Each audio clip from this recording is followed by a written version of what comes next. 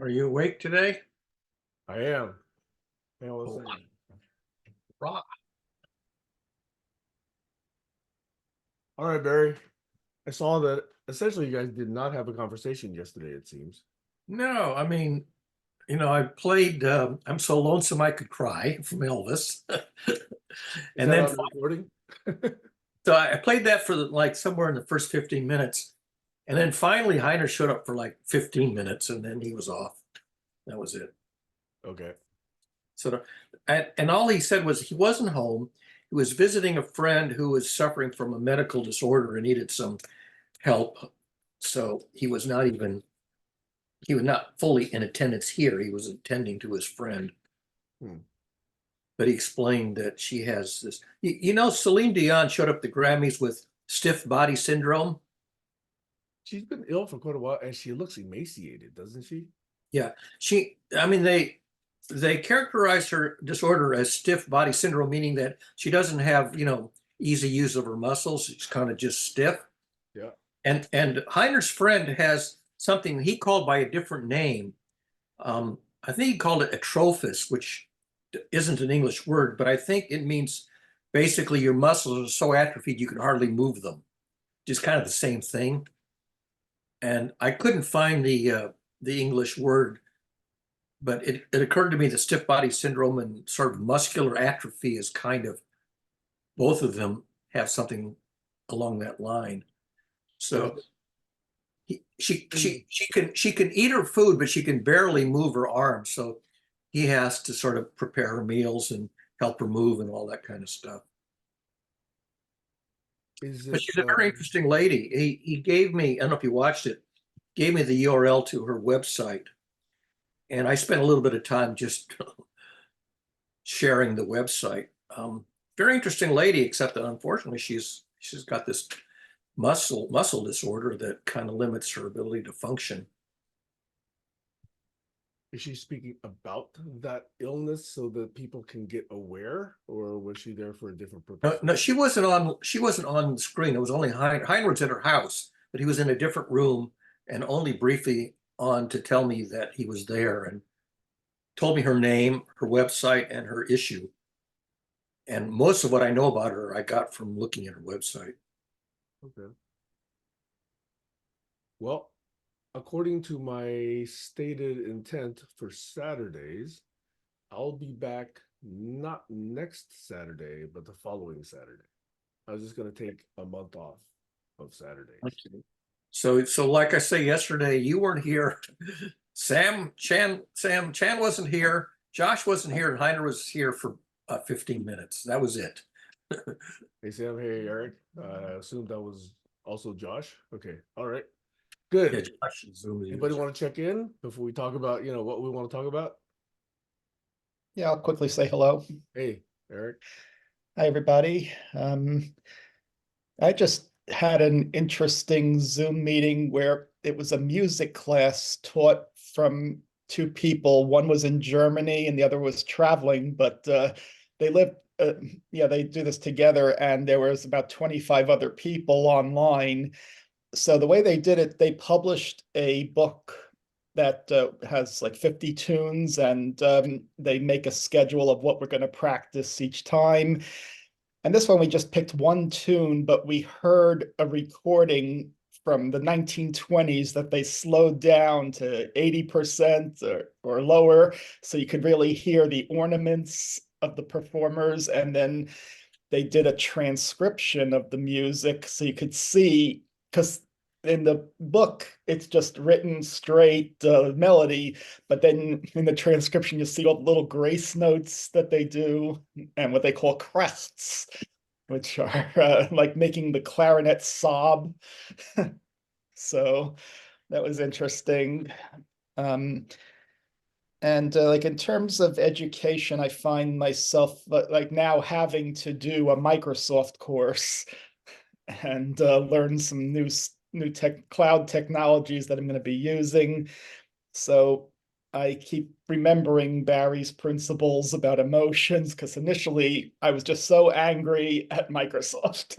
And now, okay, I'm trying things, I'm learning, getting used to it. Okay, I'm still angry at Microsoft, but yeah, I could learn what I need to learn and then use it in my job eventually. But thank you. So I was just curious, this class, Yeah.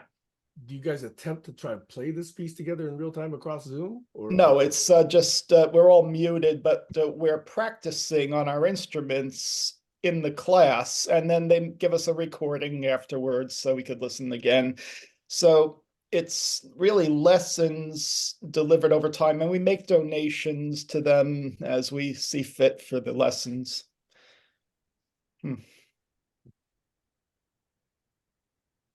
how long have you been doing that class? Since November. Yeah, it's all about klezmer music. But it's an interesting model that people who have the business skills to make it work. I did have to figure out how to do an international wire transfer. That was the problem. But I got it. You didn't pay in Bitcoin, I gather. No. Yeah, I mean, the whole crypto landscape, who knows what's going to be. Yeah. Well, Bitcoin's still doing this. Right. What did I hear that something about Bitcoin may become like a commodity instead of a currency. That's what, well, yeah, that's a different topic. Yep. Yeah. Well, to be transparent, I actually spent several hours last night sitting on my sofa in front of these two speakers and listening to Rachmaninoff piano concerti last night. And it's something I really enjoy when I'm back here, because in California, I don't have my speakers. But when I'm home, I really enjoy my speakers and my amps. So it's like hours melt away when I sit down in front of that system. Tomorrow morning on NPR Morning Edition, we're going to talk about Gershwin and his innovations, combining classical with jazz. Like, for example, Rhapsody in Blue is the one I think they're going to focus on. Yep. Yeah, Gershwin, he was an awesome composer. There are other American composers I don't really enjoy, several of them, but Gershwin is awesome. Copland is also good. Yep.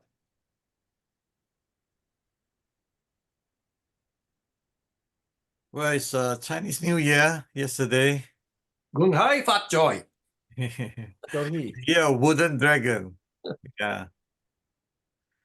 So dealing with that, and my mother-in-law is in the hospital for a week already, and I'm supporting my wife to support her and all that stuff. So that's take away my energy and my attention.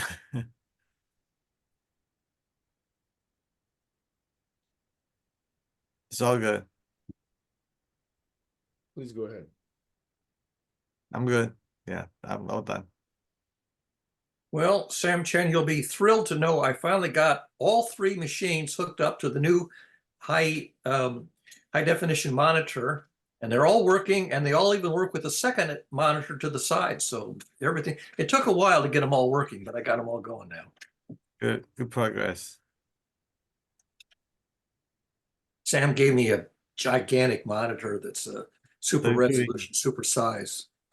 Easy to read with high resolution is much more efficient. I cannot go back to single monitor and low resolution. It drive me absolutely crazy. And all of my devices support scaling so that I can actually scale it to whatever size I want on the monitor, even though it has a limited, or it only has basically one true resolution. You have all these virtual resolutions that work with scaling. Is it a 4K? Did you get the? No, it's not 4K. It's not 4K. It's the one scale down than 4K. Yeah, 4K is the best. What is it? 2560 by 1600? Is that the? Yeah. And so it's physically big, and it has a high resolution, and then I can scale it so that side by side with a smaller monitor, it actually is straight across. Everything goes straight across Right. with the proper with sort of adjust the scaling on both of them. I mean, for years, even on my little Nux and my laptops and desktops, I've had the this is a 50-inch display. The one across the table here is a 43-inch display. And at the other place in my other office, it's a 55-inch display. And they're all 4K displays. So I love the screen real estate. I can't do much without screen real estate. Yeah. It's not a real estate, it's a resolution. It's real estate is nothing. If we can have a 100-inch monitor with only 1920 by 1200, it's like piece of junk, you know. So I'm looking for resolution. So 80-inch monitor with a 8K monitor resolution, 8K 80-inch monitor will be good. I think the And- 43 to 50 works really well Yeah. in my mind. Have Now, you what got Sam? Have you experimented with 8K displays yet? No, I'm done. Right now, with my Microsoft Surface, I can have more than 8K than on the 12-inch monitor. So I'm reading, as according to my employees, I'm reading the hair on the legs of the ants on the monitor. Surface is actually better than 8K. I didn't know that. Oh yeah, no, the Surface is better than 4K. It's more like 6K if you think of it that way.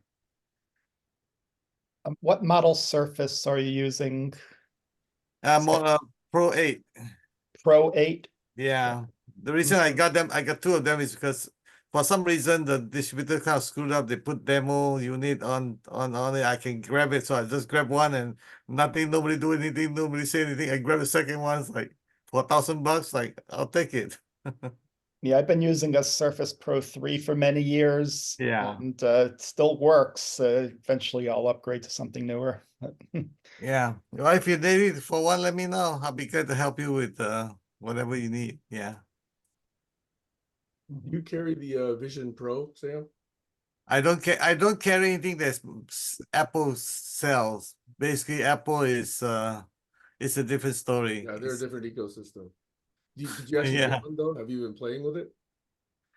No, I thought about it. I'm kind of wait for the second generation because I do have the Microsoft. Well, I think I showed it to you guys. Microsoft You have a HoloLens? HoloLens. Yeah, the Nice. first generation. Yeah, the first generation. Oh boy. It's the same thing. I mean, basically, just more clumsy and it don't have a battery at the back. So I guess they're marketing the HoloLens for business usage more, I guess. And Apple's more yeah. consumer. Yeah, that's cool. Yeah, it's the same thing. I have this for like 7-8 years already, so it's like I'm cool with that. The good thing about this is that if you're in the field of dealing, for example, a nuclear plant, you're flying the nuclear plant and you try to work on some complex thing and the expert is not with you, you basically mix your reality with the VR and all that stuff in there. And it's really cool. That's what, a lot of my customers are in the oil field, dealing heavy, complex equipment or complex operation or complex situation where you need an expert present with you and then the expert need to see exactly what you're seeing. So is that augmenting your intelligence when you put it on your head? I don't know. I don't really care about how to label them. It's not really important. The important thing is that I want my eye to be on loan to the expert so that my vision is exactly what the expert is seeing. That's all I care about. And you can say, okay, push that little button here or cut the blue wire instead of the red wire. Right. On the bomb. I'm just wondering if this is one of Engelbart's ideas that we'd have devices like this to augment. Yeah. I mean, situation like this. So the question, the best way I can, the current situation I deal with is like a teenager young lady was fighting with a mom, right? I try to help them to resolve the situation, but if I got myself into the situation, the whole dynamic changes. So, but I don't want to change the dynamic. At the same time, I want to be able to watch, listen, and pay attention to what they're talking about. Then I can give tips to either one of them, tell them to move certain thing or change certain perspective or whatever, enlighten them. I will put a candle under them or whatever it is, allow the whole situation to get resolved, something like that. So it's that you can insert an expert view perspective, give them the 2 or 3D version of the situation, then I tell you, it's priceless, trust me. So do you use it frequently? Do I use it frequently? No, this is what I sell because I'm an expert myself. I don't need it. But I introduce it to people that need it in the expert perspectives. Like, for example, again, I guess talking about, okay, somebody have a computer that's broken and they need to, okay, the simplest one is to replace the CMOS batteries, the CR2322 batteries. They don't know how to replace it. Like, okay, here, this is unplug the cable here. This is what you do. See the red button there, whatever. Take out this thing here. I mean, all that stuff. Imagine this is like 30 years ago. You talk to someone in Japan with a 1200 baud modem and look at their screen and try to tell them to push this button, push that button. It's like, oh, I wish I'm there. I usually say that even if they charge me $10,000 to fly to Japan at this moment, get there in 2 hours, I'll pay for it because it's like pulling my hair out, trying to talk somebody into doing something really complex. If they do something wrong, you blow up the whole thing, situation like, oh, this is priceless. So I'm very grateful for this because it's now allowing the expert to be everywhere and anywhere, including the space. I'm actually going to be suggesting this to my CEO because I've been thinking about this for a while. But about 10 years ago, I and a senior architect, mostly him, he did the programming, but I did a lot of the other aspects of the product, did a working, very usable co-browsing product where 2 screens, right? And typically, our application is contact center automation, but just basically any 2 people on the internet, one can be looking over the shoulder of the other. So this one has a session with a live.com, and this one is just looking over the shoulder of user A. And so they see the same thing. However, the cool thing is it's not pixel sharing, right? So it's actually sharing content.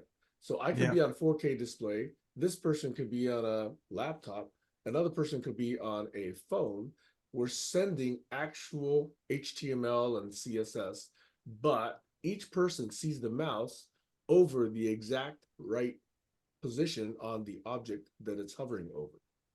So we actually do this so that collaborators can be working almost anywhere. And obviously, this is a contact center application initially, where an agent is looking over the shoulder of the customer, and customer is having some problem, either with a long tax form or insurance form or credit card form or something like that. And then the expert is able to say, oh, well, this is what that field means, and, et cetera, et cetera. So I am going to suggest to our CEO that we take that co-browse application onto these AR devices, because now clearly you can do this anywhere.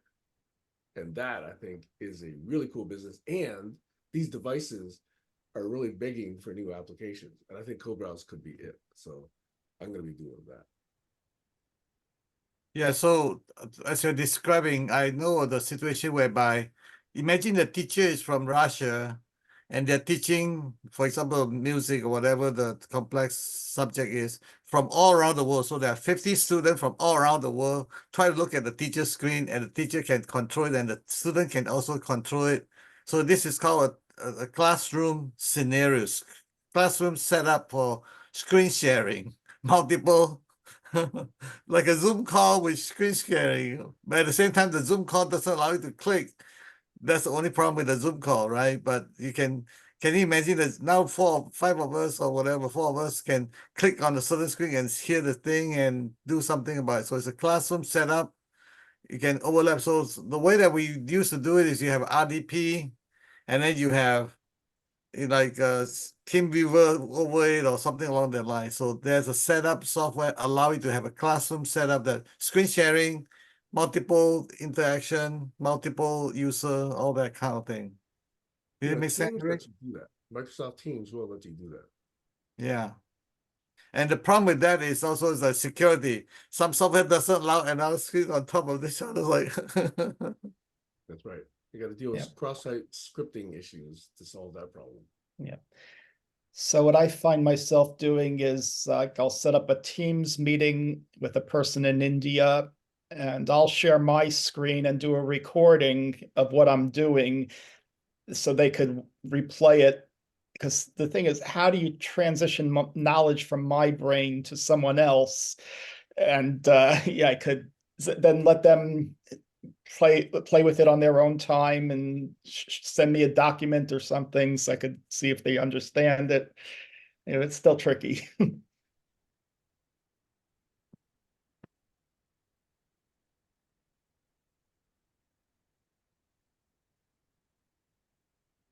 anyway, the other topic that's I guess showed up was Barry. Thanks for tagging me on the picture this morning, about 2 hours ago, 3 hours ago.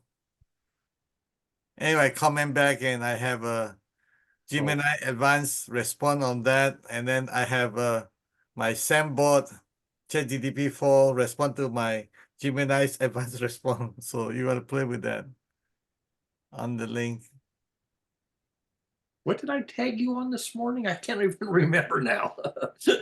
Harry, yeah, about humans are now hackable animals. The whole idea of Oh, humans. yeah.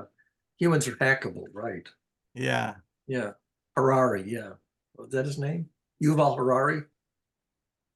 So we could edit your DNA, make a few changes. So what is it?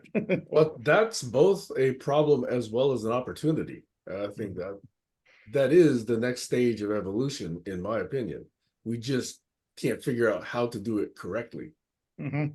Meaning, we're going to fuck up more likely than we're going to succeed. If you can correct people without corrupting them, the problem is it's easier to corrupt people than to correct them. Well, not even that. Like You're trying to help them and yet do the first order approximation, and then all the other second and third and fourth order effects will kill you.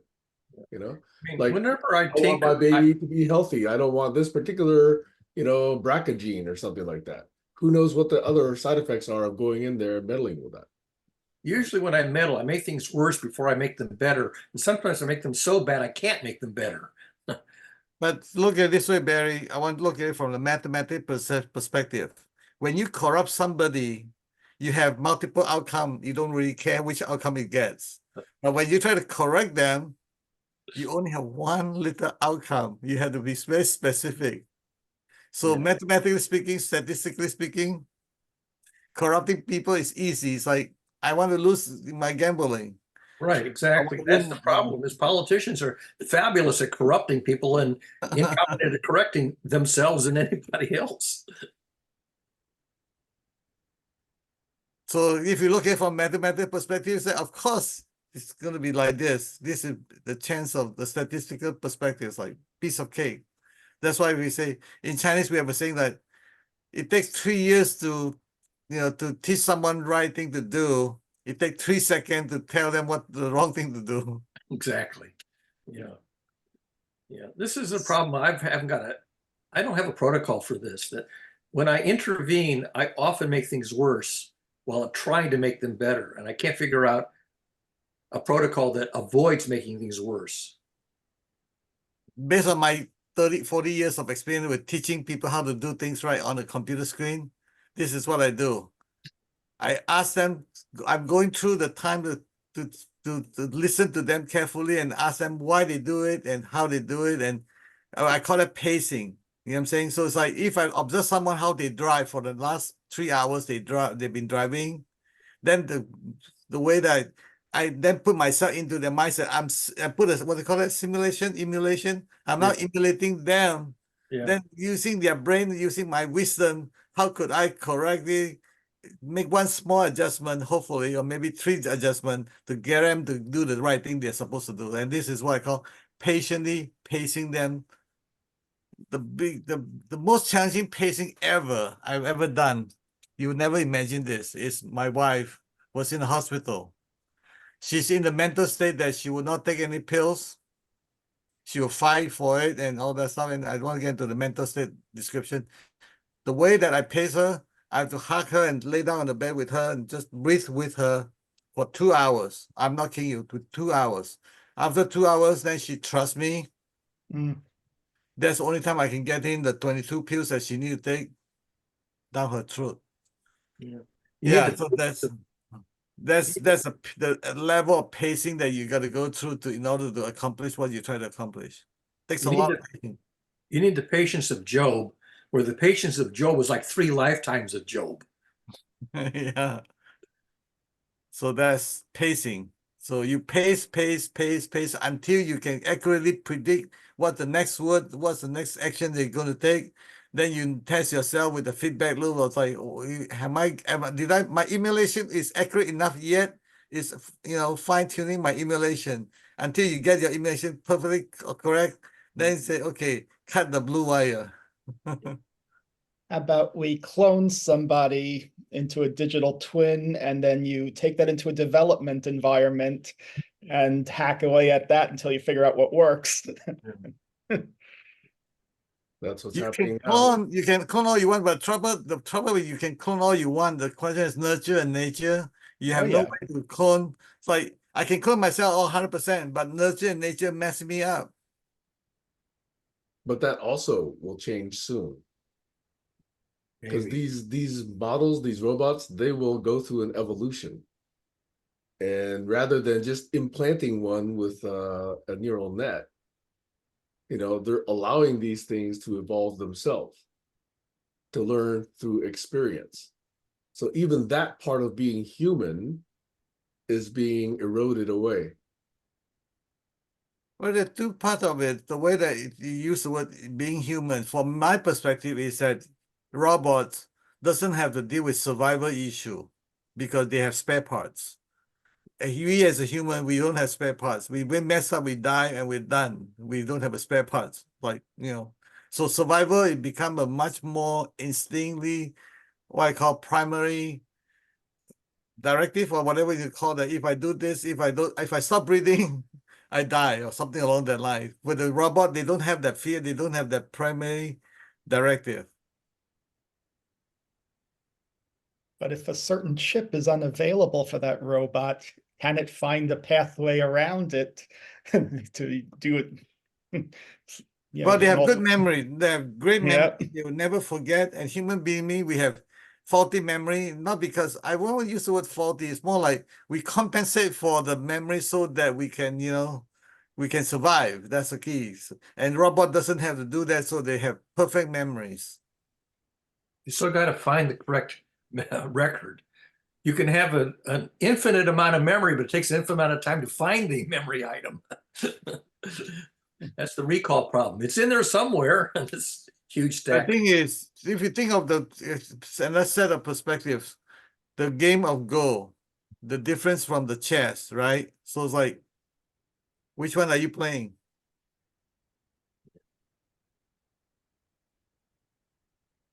So it's almost 29 minutes in. I thought I always come with a question, but it's never necessary to actually pick up on that question, but it's always possible to see whether or not, it adds anything to the conversation. I like this conversation because I can see places where it can go that's interesting. But if I may, let me at least get on the table the question I came to the session with, if that's okay. Sure.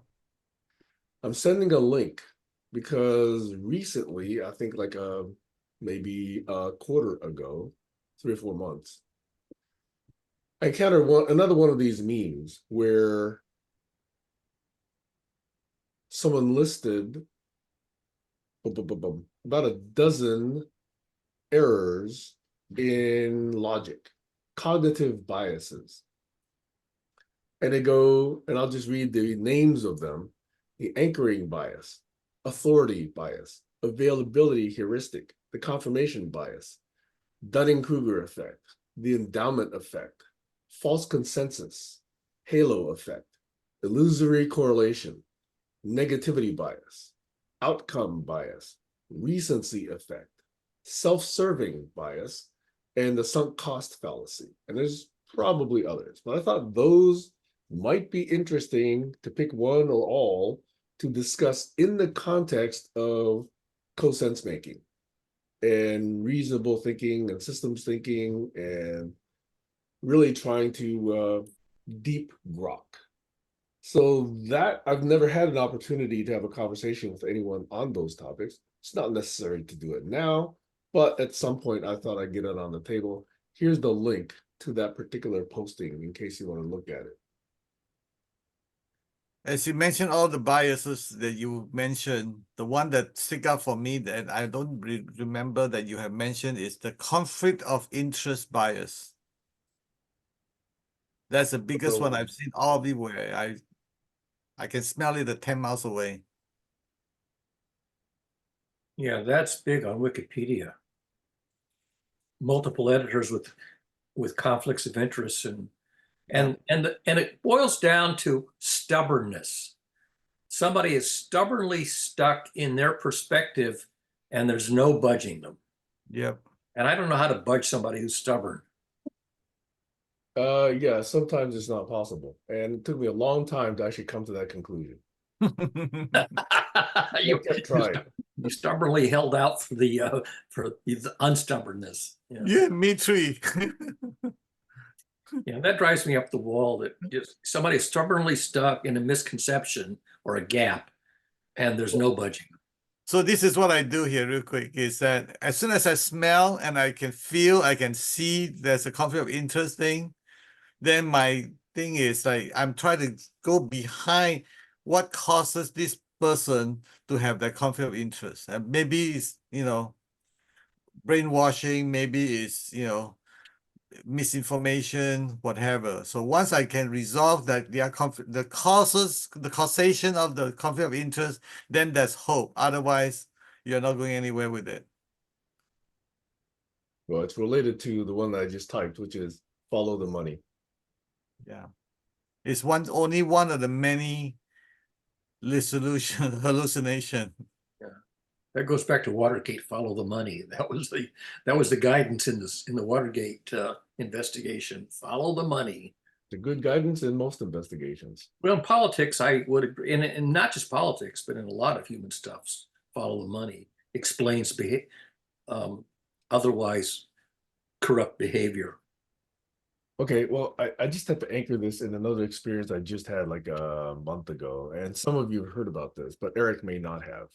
That is that I went to a sports bar for the first Niners playoff game, and it was so crowded, not only because I guess that was going to be a popular game, but 2 hours later, or 1.5 hours later, there was going to be a local singer performing in that sports bar. And this person actually got some notoriety because she was on The Voice. She had some national coverage, and she was a local girl. She's from the island here. And so it was basically packed. We got one of the last 2 or 3 tables, but then soon thereafter, like 10 minutes later, the place was standing room only. Another couple came, and obviously our table was for 4. They said, "Can we sit here?" And I saw this very prominent Trump badge on this woman's shoulder. Barry and Sam probably heard about this. So I had to warn her. She was still standing there with her partner, and I was still already sitting, and I said, "I got to warn you, I am not a Trump supporter." And she, "Oh, that's okay." But then the whole thing turned into like a 2-hour, revelation of how, oh, she reads everything. She's listened to everything. And I said, "What is it?" Okay, well, it's Breitbart and it's CNN, and not CNN, Fox and whatever. And I say, every one of the claims that she tried to make, I said, "Okay, please show me." Because I'll pull up my phone and do that search. Wouldn't be able to corroborate what she was saying. And then I'll be telling her about, "Hey, do you know about these 91 indictments? Do you know about, do you have a daughter? Would you like your daughter to have her pussy grabbed by this person, et cetera, et cetera." And so it was just basically a 2-hour exercise in futility, because this person wasn't very interested. Whenever I showed her the things on my phone, whatever I could search, she said, "Oh, your phone is taken over by the liberals." I said, "Wait, what? My phone, T-Mobile?" Anyway, there was always an excuse for why she could not corroborate her claims, and all the evidence I was showing her was invalid because it was always, some conspiracy behind it. Anyway. So that's why I really have been concerned about how we overcome some of these cognitive biases, if it's at all possible. Now, that person, I don't think it's possible. But some of the reason I do engage is because there may be other people listening. And I do engage for some of that. It's the reason here, for example, why ever since I got involved in GCC, I wanted to make sure all these recordings are kept for the record and shared. Because the interaction is not just with the people in real-time attendance. The interaction potentially could be with other people viewing this days, weeks, months, years after. Anyway, that's why I think it's good to go on the record. So anyway, that's my interest in cognitive biases and whether or not any of those are possible to overcome. But I do agree in general, sometimes it's not. I've come to that conclusion. So could you pick one of them that you feel is the most problematic today?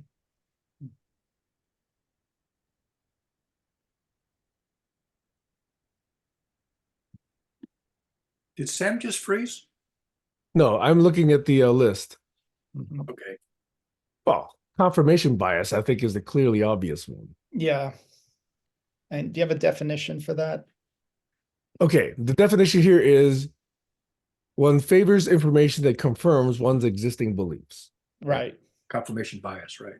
Right, Ignore everything else. right.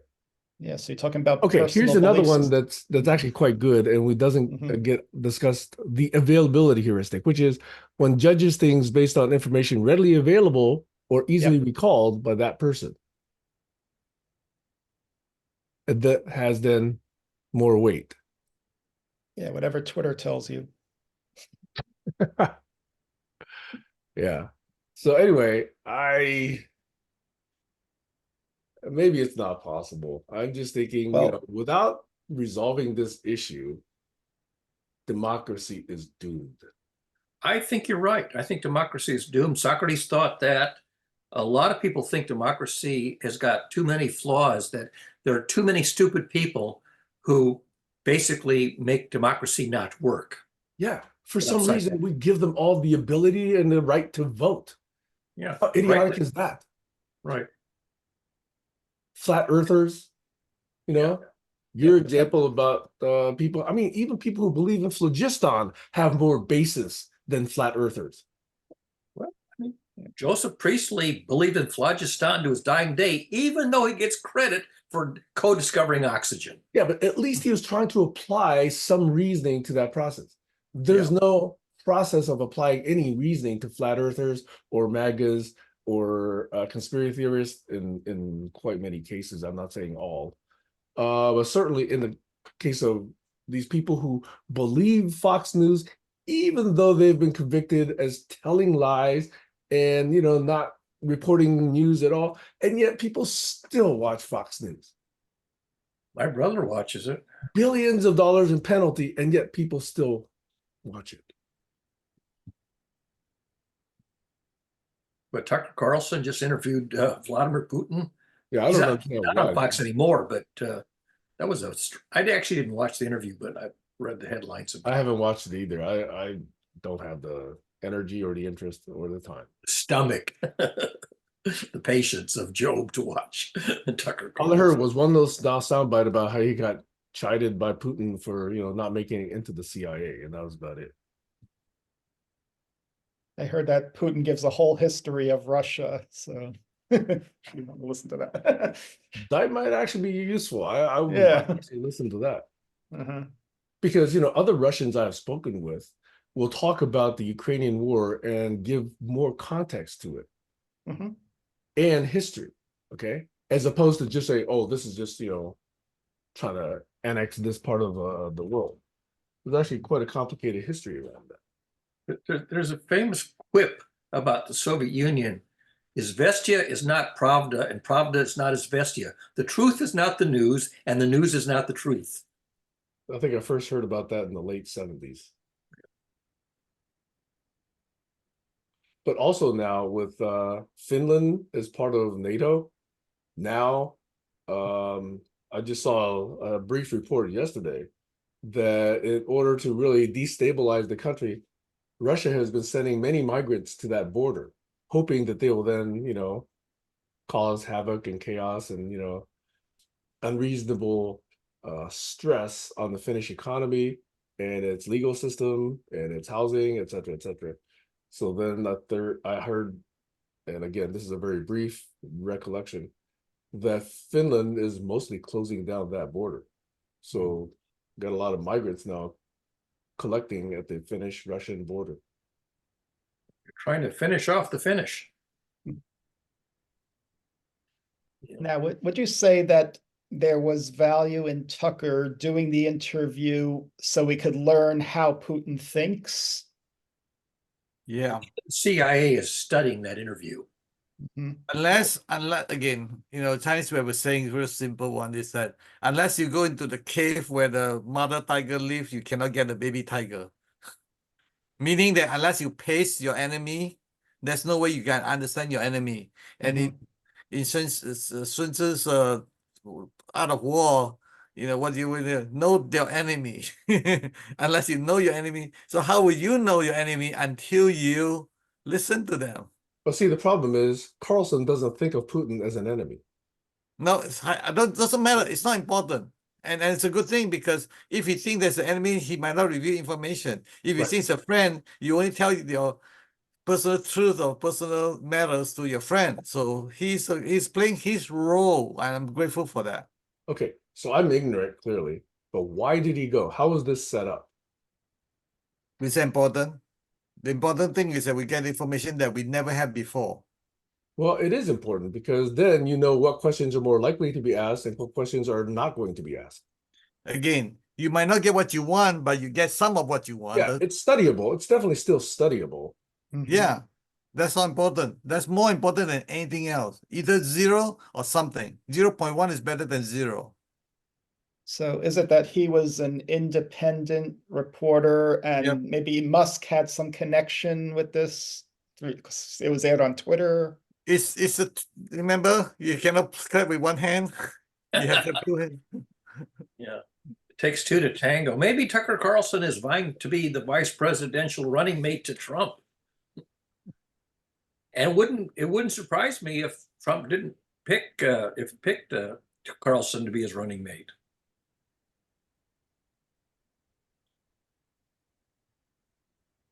Again, hold your judgment. Unless you hold your judgment, you have what kind of cognitive bias that we have. And when you're saying just now about the confirmation bias, how does that relate to the conflict of interest bias that we were just talking about? You have a conflict of interest as soon as you have a judgment, my friend, just to remind you that.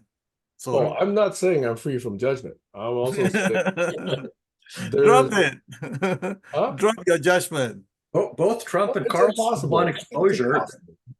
I don't believe anybody really drops judgment. You got to just be aware of it. Well, drop judgment and be aware of it at two different levels. Drop your judgment means that I have a lot of judgment about you, but I'm just swallow it. And until I swallow it, I have no ears. You know why we have 2 ears? Because you only have one mouth. That's what they say.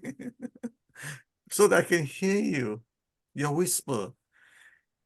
Okay, so can we do sense making about this? Like, you're trying to understand his reasoning and what available evidence do we have? Yeah, so like, could you make a map showing how this came to be, or what may be going on? You could make an opera. This is how they make art and theater and opera, is they take this craziness of humans and they turn it into art. And if you do it well, you can compose music and make an opera. And now with the help of AI, we can have simulation, emulation, all kind of things to fine tuning to so they meet the emulation correctly, right? Or maybe there's a model in past history, Always with do. similar Always do. characters that we Yep. could match it to. Yep. Absolutely. Absolutely. Structure create behavior. All you do is look for the same structure in the history of times. Yep. You shall find it. Well, Rasputin. Those who study history, remember that quote? Are bound to retweet it. Those who don't study history are bound to repeat it, but those who study history are suffering to watch everybody else repeat it. Yeah. They're bound to retweet it.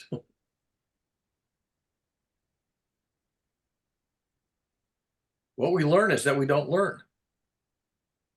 But see, if I've got, like Eric was mentioning, yeah, if I've got LLM videos or Sabina Hostetter or, Hariri or others on YouTube, and I can get a lot that's, more immediately and even intermediately useful, I'm probably less likely to waste, quote unquote, and that's prejudged, time, on whatever Tucker Carlson's doing with Putin.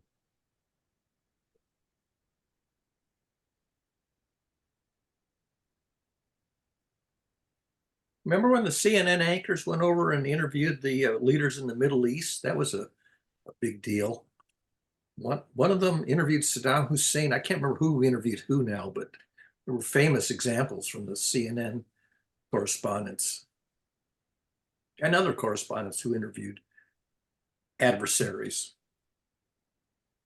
Well, I think those, I'm not familiar in detail with those have a reasonable chance of being illuminating if we believe that those journalists were professional and fairly impartial and know about journalism. Yep. And they were pretty good. They were professional journalists. They were good. And those are difficult interviews to do. I'm not sure this is useful or not, but I'm going to throw it on the table anyways. I call that proactive. So when I read a book, I proactively read the book so that I predict what the writer's going to write about. When I watch an interview, I predict what they're going to say before they open their mouth. So like if I have a match, I say, okay, I think I understand this person. When I have a mismatch, I say, oh, I'm way off. Then I'm curious about what causes me to misjudge that, the response or the result or the feedback, whatever that was. So for me, it's very useful because it sort of calibrate my ability to understand the person and give me a A minus or I got an F or whatever that I'm getting my grading. So I'm more important is did I gain something out of the interview? If I'm way off, like I have a lot to learn. If I'm really like, okay, the first 5 minutes of interview, I'm done, whatever. If that makes sense. So it's like, how do I drop my judgment? I don't, because I have a different intention. So I don't really have a judgment like he's good, he's bad. Like I don't care if he's good or bad or evil or not evil. All I care is that do I know him enough so I can have the capability to understand this person. He's a human being. How successful are you when Trump opens his mouth? What is he going to say next? You can pretty much predict, knowing what he knows, and if you can have an AI model that predict what he's going to say in under what condition, under what people he's with, and what trouble he's in, or what lawsuits pending, you can, so for me, if I can use a simple judgment of saying it is, he's in survival mode, big time. You know what he's going to say? Bing, bing, bing, psh, boom. That's an actual quote from because he think that when he win his election, all the problem goes away. That's how I think about it. If I can give you a mindset of how I'm thinking about him. And so it's very important for him to be elected. He's really important. His life depend on it. His family depend on it. His legacy depend on it. Is there any doubt whatsoever? I mean, there's a preponderance of evidence, and yes, I may be making an assumption, but is there any doubt in anyone's mind that he was behind the insurrection on January 6th? Oh, he fomented it. This is all just legalism and gymnastics, but any reasonably intelligent person can deduce what happened. It was planned. Millions and millions and millions. It was planned for months, and he encouraged it, bought into it, promoted it. He wanted to go personally to the Capitol. Of course, his Secret Service wouldn't let him because they knew it was going to be too riotous.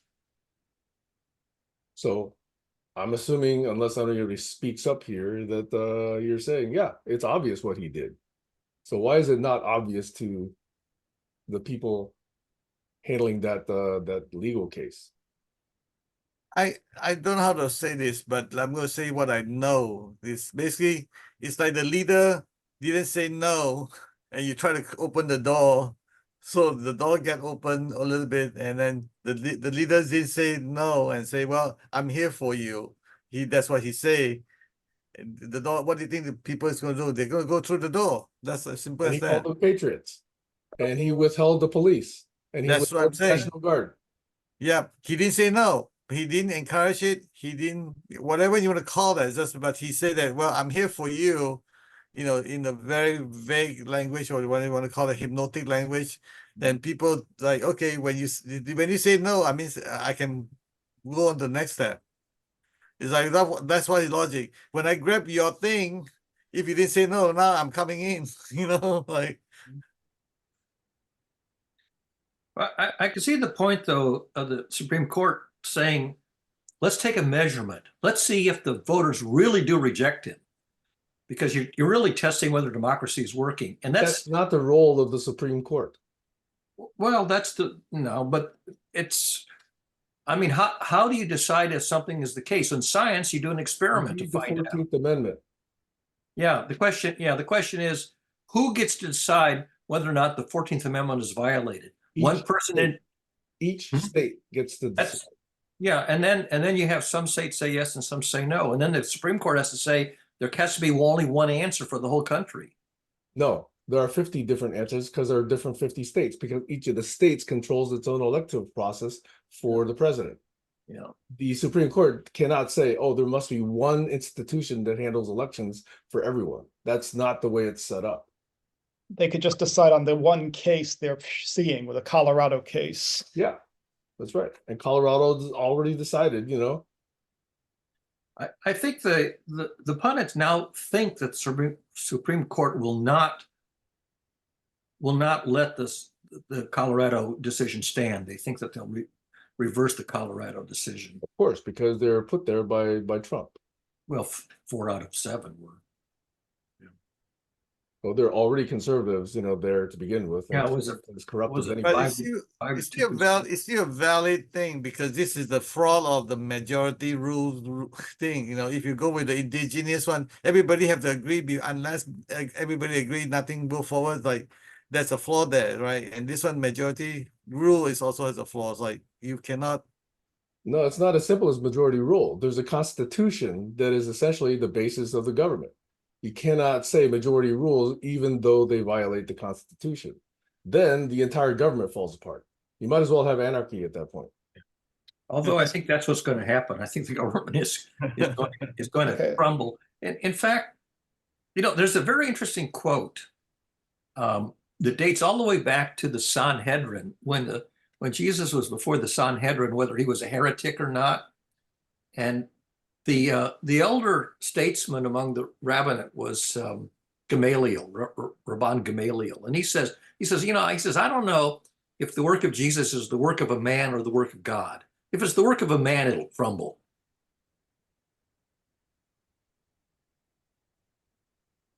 And it didn't crumble.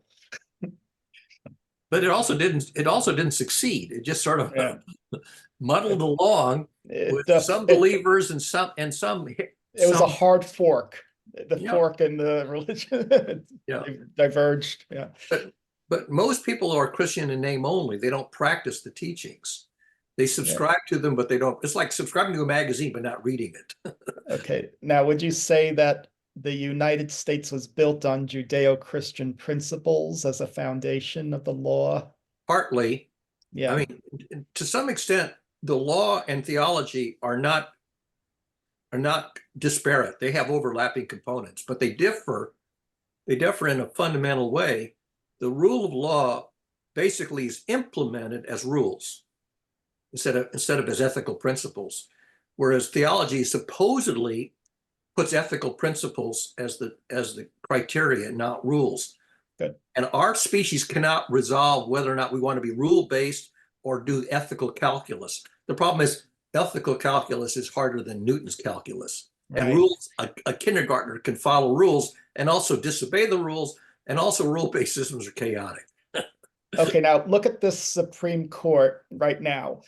You have 9 people, and they're each gonna have to justify their opinion in writing, what logic they used for this case. Like why 14th Amendment applies or doesn't apply to this specific case, and what evidence they're using. So you'll have 9 different logical arguments, but that's rule-based, I think, too, right? It's not ethical. What do you think? Well, yeah, so there's a famous result in economic theory, social choice theory, where you have a collection of people, all of who have a list of priorities. They like option A best, they like option B second best, option C third best, and so on. And Kenneth Arrow, who won the Nobel Prize in economics, showed that even if everybody has a perfectly ordered list of priorities, you cannot amalgamate the list to get a global community priority. That it's mathematically impossible to amalgamate individual preferences into a community preference. Okay. And the classical example is the Condorcet paradox. The Condorcet paradox is the first trivial example of that impossibility. And Kenneth Arrow wrote a little paper called the impossibility theorem. This basically shows that you can't amalgamate individual preferences into a community preference in any rational way. Every way has a flaw. So let me ask about that, because let's suppose each of us have a stack rank ordering, Right. 1 to 20, 1 to 5, whatever the heck it is, okay? And each of us has highest weights on our number 1 choice and lowest weights on our lowest choice, okay? It's 1 to 5 or 1 to 100, whatever you want, okay? So it is today a simple case of arithmetic, if we actually choose to do so, to say start first with what candidate has the lowest weighted votes, right? And eliminate that candidate. And then take a look at the next one that's the lowest. And if we do that process iteratively, why would that not actually come up with not a perfect, but why not a reasonable result based on that? In the Condorcet paradox, the amalgamated weights are all equal across all the candidates. Yeah, so they're obviously equally high. I agree with him. That's not the way to do it, you know? Right. So the point is that every method that you can propose, you can find a counterexample where it fails. Sure. And the Condorcet is the trivial one. But if you do stack ranked and weighted and do this process and start from the bottom and go up, that's way better than the paradox that you just described. And it's no more difficult to do that than the method that Condorcet proposed. Condorcet didn't propose a solution. He revealed the paradox. Right, but it was an easy step to go to the stack ranked weighting. Why not study Because that? the stack rank weighting also is one of the paradoxical, in fact, it's the paradoxical case. So you have three voters, and you have 3 candidates. And one voter says, I like A to B and B to C, and That's not reality. That's not reality. We have 200 million voters, approximately 150 million voters, right?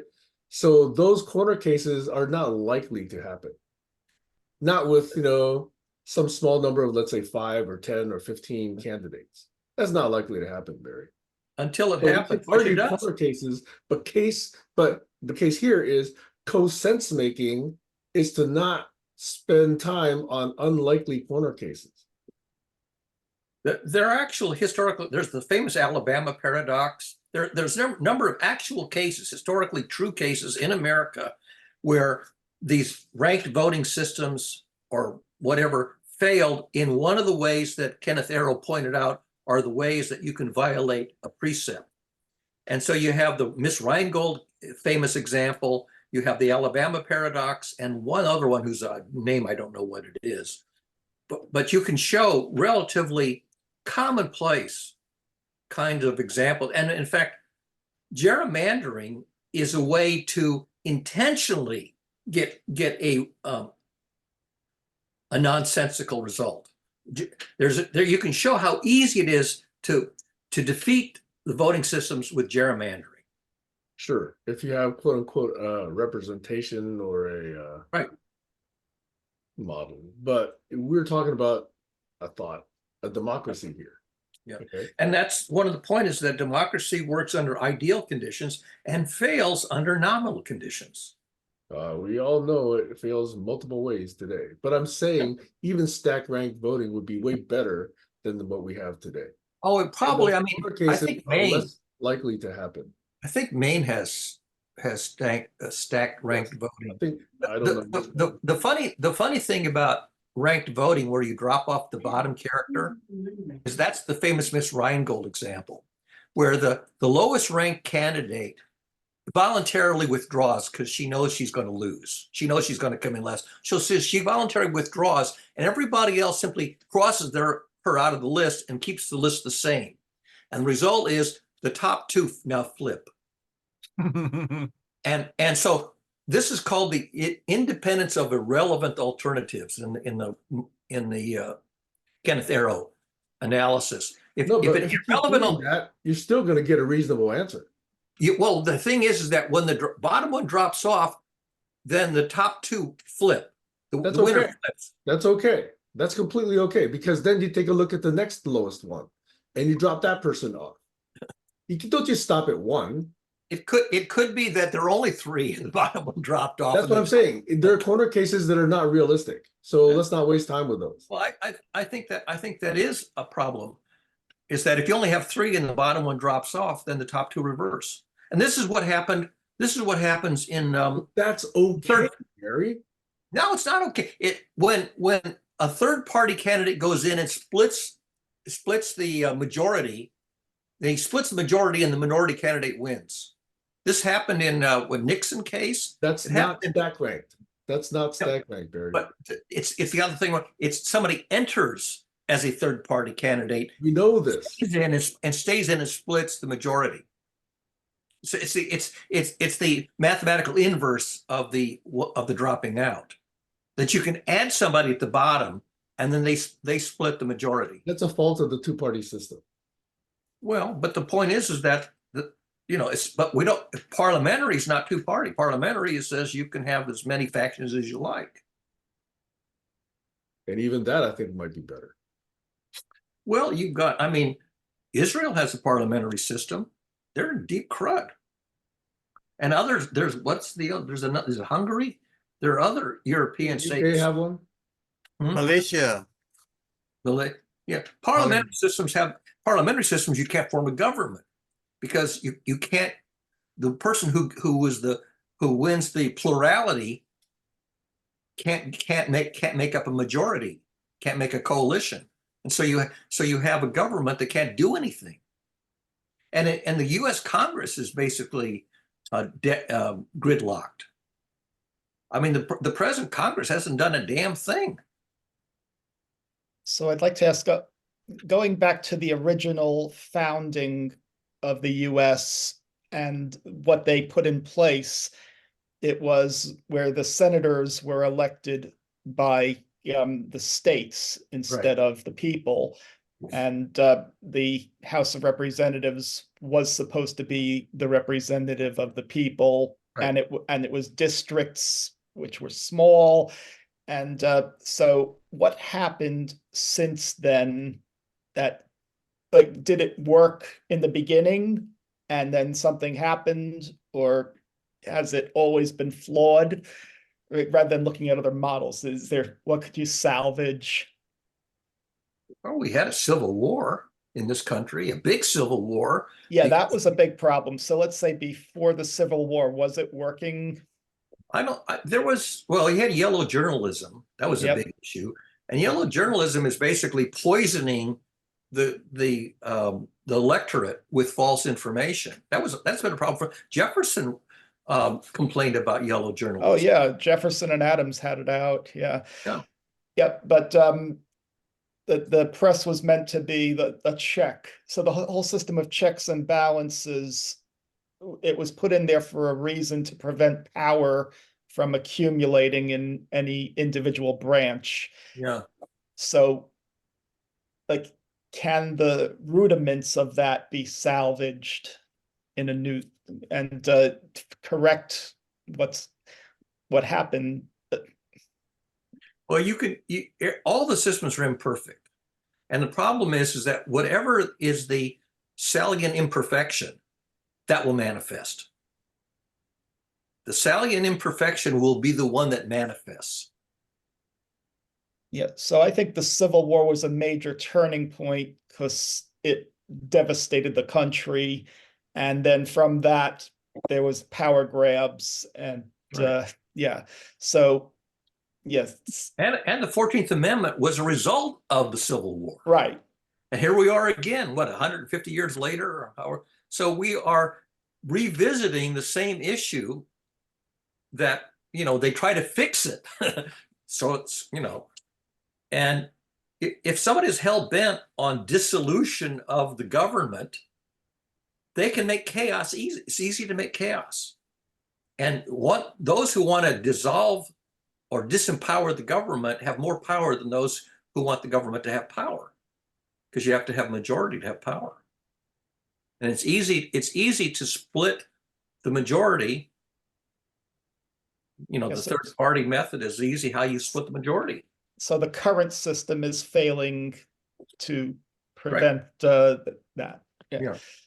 Yeah. So, yeah, I mean, you have to start with what we have and then work at it. Yeah, In go the ahead. land of idiots, majority Exactly. rule is going to take us down into disaster. Mhm. And Guaranteed. look, the 20th century, look at all the dictators that you had who were elected in Europe in the 20th century. I mean, you had the kings, and then you had the voting, public voting, and they still voted for dictators and bad. They had voted for narcissists and sociopaths and psychopaths and butchers. Yeah. But going back to the founding, the original model didn't have everybody voting. No. Yeah. Yeah, No, you had white landowners voting Right. initially. And then Yeah. 2/3, the blacks had 2/3 of the vote at one point. So, this proportional representation has its own issues. You have lack of equality. But see, that's why the amendments existed, to, Mhm. in a crude way, correct Right. some of that. Like Yeah. right now, women, quote unquote, in theory, have the right to vote. Yeah. Blacks, in theory, have the right to vote. Yeah, unless you don't. Last election in Arizona, how hard was it for a black person to vote? They had to stand in line for what, 14 hours with, without the ability for someone to hand them a drink, right? Because that was illegal. There you go. There are ways that you can disempower the system, that you can disabling the system is not hard to do. And there are people who are going to disable the system very effectively. Yep. So that's why laws were put in place. When you make mistakes, you pass a law to fix the mistake, but then someone will find another way around it. Yeah. Because by passing laws, you make the system more chaotic because you have more drama. Every time you have a law, you have a drama over whether the law was violated or not. And you have to decide, was the law violated? Now you got a drama where people say, yes, it was violated, no, it wasn't violated. And these dramas basically run forever. They don't get resolved. Well, they're entertainment. Look at court TV or anything like that. Yeah. Or turn it into art, but the art reveals the futility of the system. The ludicrousness of the system is revealed in the art. And despite all of this, if we repeat the Hitlerian history by, quote unquote, voting in a dictator, we deserve what we get. Yeah, and a lot of countries did that. A lot of countries went down the tubes because they voted in Hamas or Houthis or Pol Pots or the Philippines. They voted in these dictators, and the countries went to hell in a handbasket.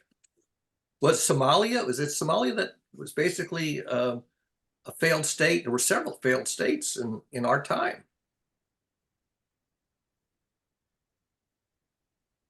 So how do we get the word out?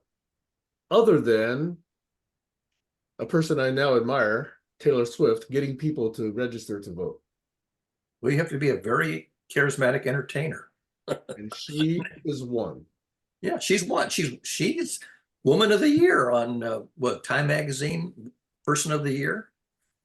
I think if the young generation shows up in force, that's our possible sliver of optimism. And Beyonce's husband is pissed that that Beyonce didn't get the album of the year.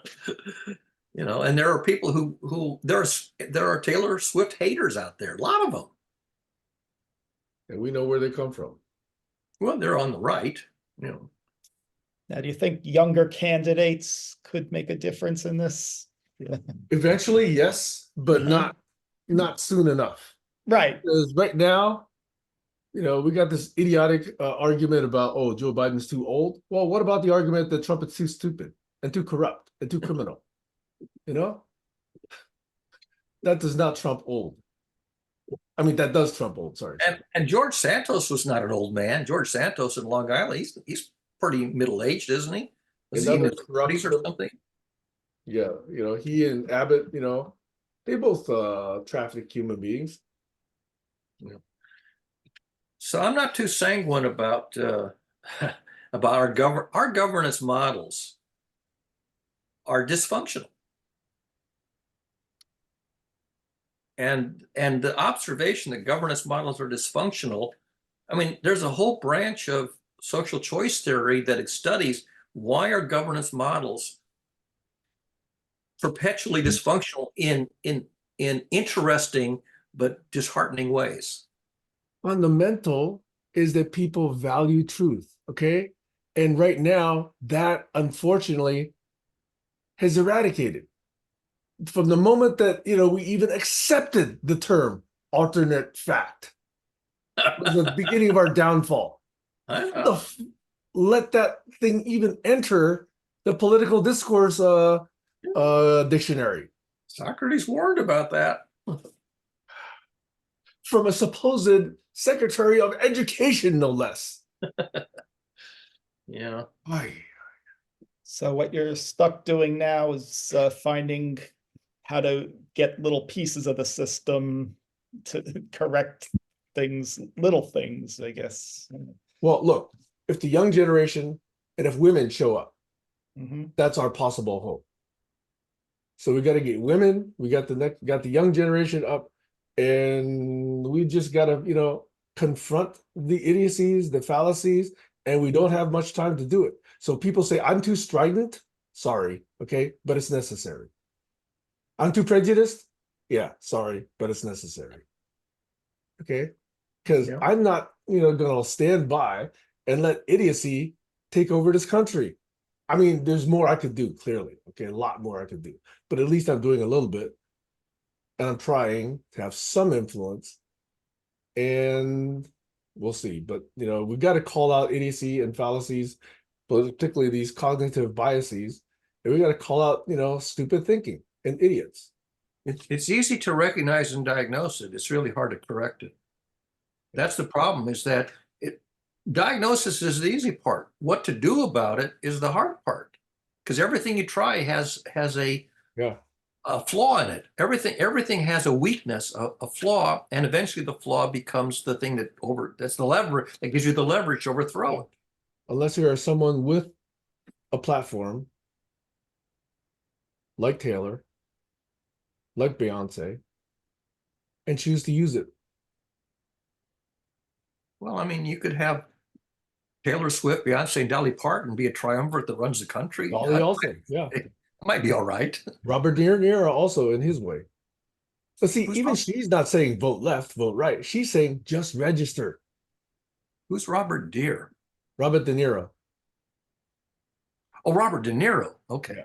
He's a very ardent, very vocal Trump hater.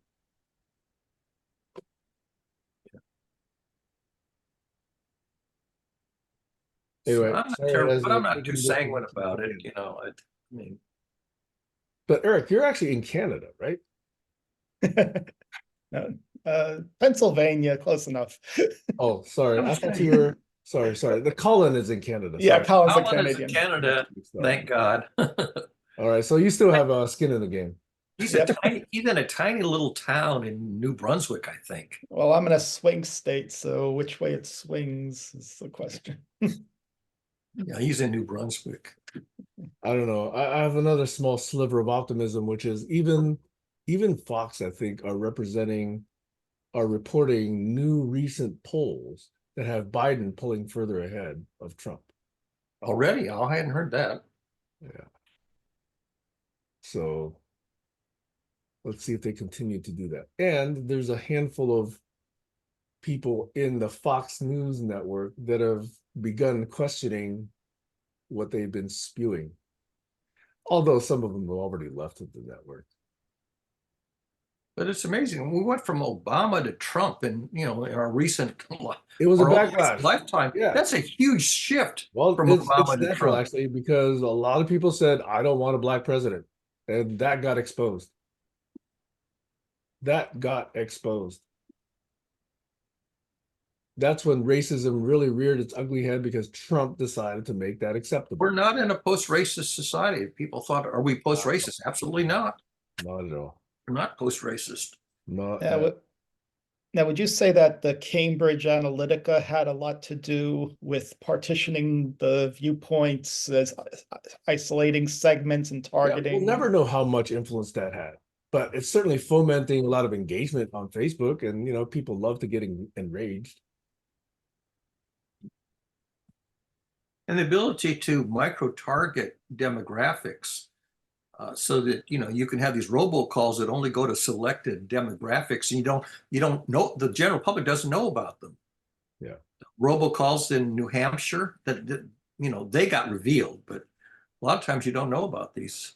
When anybody could step into the town square and everybody had equal voice, that was more reasonable. Right now, many of these social platforms are town squares, and we don't see the manipulations underneath them. Well, you have narrowcasting, which we didn't used to have narrowcasting. Now you've got, with the internet, you got narrowcasting. In the telephone robocalls, you got narrowcasting. And people, different demographics get different stories. So let me quickly summarize. I think clearly MAGAs have authority bias. They take the word of Trump. The majority do, seemingly.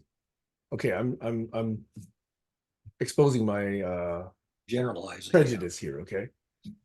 Let's see. Anchoring bias, yeah, they'll believe the first word out of Trump's mouth rather than, have a considered view across a number of sources. Availability heuristic, yeah, they just go to Breitbart and Fox News, like this woman that came to the pub a couple weeks ago. Bandwagon, they're definitely on a bandwagon. Confirmation, yeah, they believe it already, so they reject, the negative evidence. Dunning-Kruger, yeah, I mean, when's the last time they've been able to, in an interview, reasonably substantiate their position supporting Trump? They can't even explain some of those positions. Yeah. Sorry, I'm going to bore you all by going through that list. But you're pointing out, that the system has got so many flaws and is so easily corrupted and disrupted and distorted. And you've got so many actors who are willing to bias the voting public with misinformation, disinformation, Okay. and get away with it. So label me a conspiracy theorist. I think the degradation of public education, and in particular, the removal of the social studies and study of the Constitution and social science and civics, I think that has been intentional. Probably. Well, Reagan wanted to shut down the Yeah. university system in California. That has set up the environment decades later for people to not know how the government works. Yeah. Well, it doesn't work. We know it's dysfunctional. No. Even if people had proper education and people actually talked about issues and people talked about being representatives of the people. See, nobody in the right side talks about being representatives of the people anymore. They don't. When's the last time they said, "Oh, this will be good for you," regarding any legislation? When's the last time they ever said that? I can't hear it. They even support these representatives that put in laws that actively work against them. Yeah. Like all these women who vote for Republicans and are, degrading their right to their own body sovereignty. Yeah.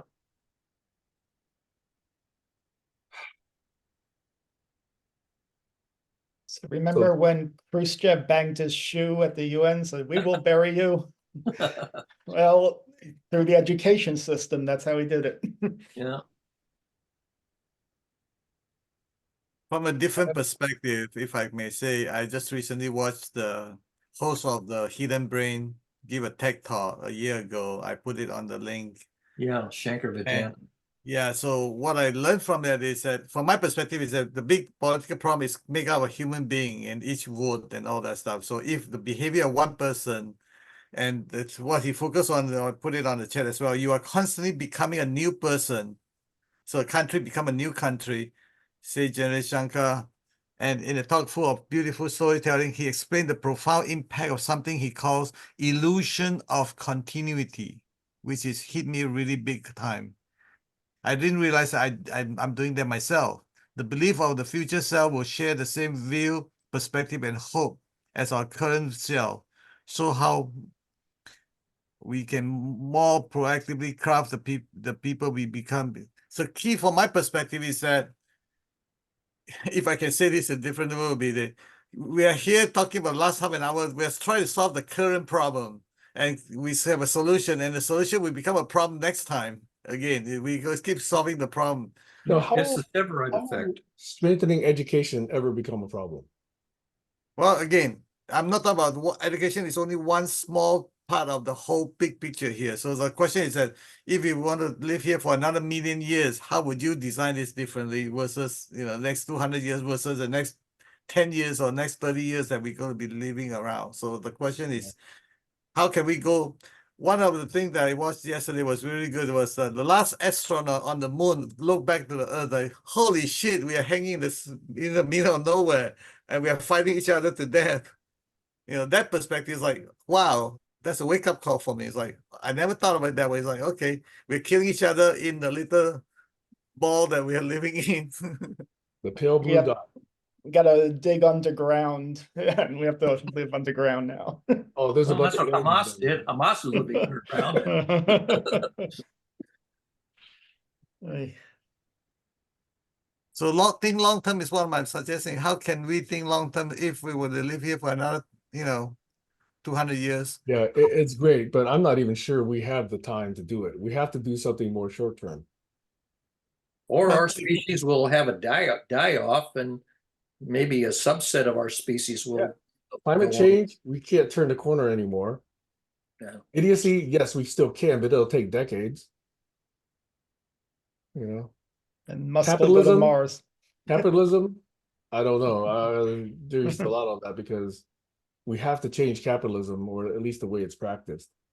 I mean, something that reminds me that, how Israel was formed and what was done, 100 years ago or 50 years ago or 60 years ago, and now becomes Israel, that wherever Israel is right now. So it's like, it was planned long time ago so that we can, have the fruit of it. So I'm saying that as far as we can tell, think the longer the term that you can think about, the better will be the solution. It's like, okay, I'm grateful for Trump because now it's a stress test for our system.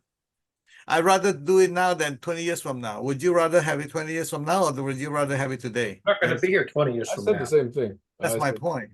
Yeah, I will. I'll be practically 100 years old 20 years from now, and I don't expect to live that long. Barry, you don't have a choice, my friend. You don't have a choice. With the current medical advancement, there's AI going on. You don't have a choice. I might be a 99-year-old dotard. You put your brain in a jar, and it'll keep thinking. Your brain operating in this iron suit. Iron suit, an iron lung, right? Maybe if they implant a chip, then I can keep my brain going. Will be my brain though. A reference yesterday about how trickle down was most prominently exhibited by Taylor Swift, giving $55 million in bonuses to her truckers. And that's a much more visible case of trickle down than the Republicans have ever shown. Yeah. When have they ever indicated that trickle down worked to regular people? She gives money to food banks in every town where she has Every town that she visited. She gives money to the food banks and other kind of stuff like that. I think in some towns they say like to feed 50,000 people, for a year or something like that. or more. I don't know. Numbers of that scale. So look at her DNA and figure out what she's got and then transplant Well, it. she grew up in a family of privilege also, by the way. Yeah, yeah, Family was already well off. yeah. But Yeah, also something changed it. But Yeah, she's also something very was- talented, and she worked very hard to Yes. develop her talent. and she had a lot of failed relationships. So I guess that resonates with people. That's how you. I mean, there are a lot of torch songs out there. Torch songs are all about failed relationships, aren't they? Probably the most famous country and western and blues. It's all about failed relationships. And now Turn it you into, know, turn it into The art. majority, robots so and- you have the majority of the audience because the statistically majority of audience are in the same group. Exactly. Exactly. So it works very well. The structure works very well. That's why we'll never have the equivalent of a Taylor Swift singing the merits of, let's say, Tesla or Einstein, right? That doesn't sell, right? People aren't up there struggling with, field equations and, experiencing that anguish.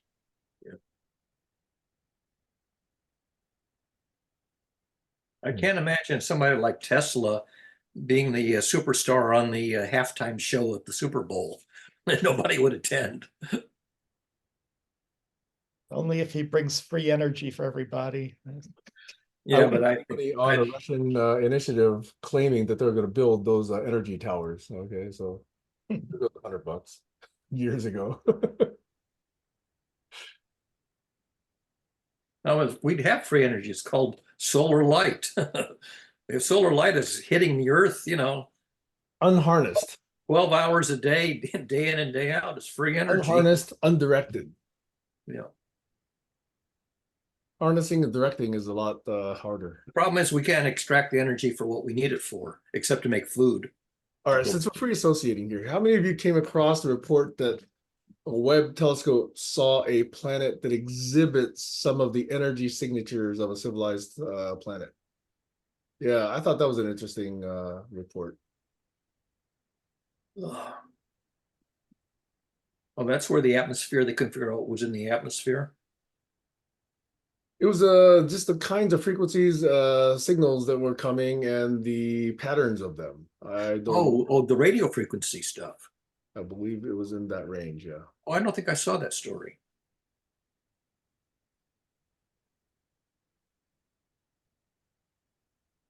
So maybe they have a better government there.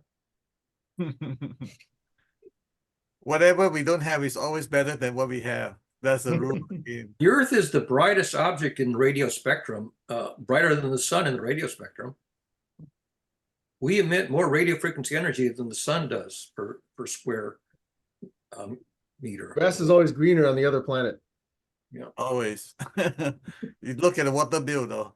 Yeah, we got all these long waves we're shooting out there in space, these Right.